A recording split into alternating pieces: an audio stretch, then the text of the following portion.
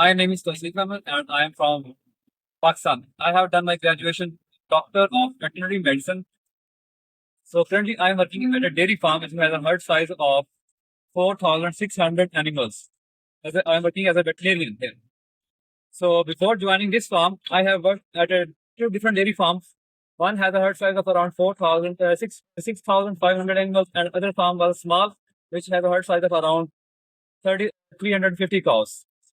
As far as my skills are concerned, I have hands-on experience in milking cows, dry off, pregnancy diagnosis, artificial insemination, animal movement, milking power, and other areas of the barn. Moreover, I have trained in calving, dystocia handling, calf rearing, colostrum feeding, hoof trimming, data management, and other aspects of the dairy farm management. So also I can make some feeds through DCP handler. It's about the opportunity to contribute my skills, my abilities, and my dedication to your team. Let's work together to keep your herd healthy and your farm profitable. Thank you for your time.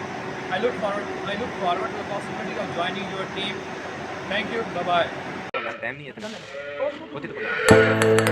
bye.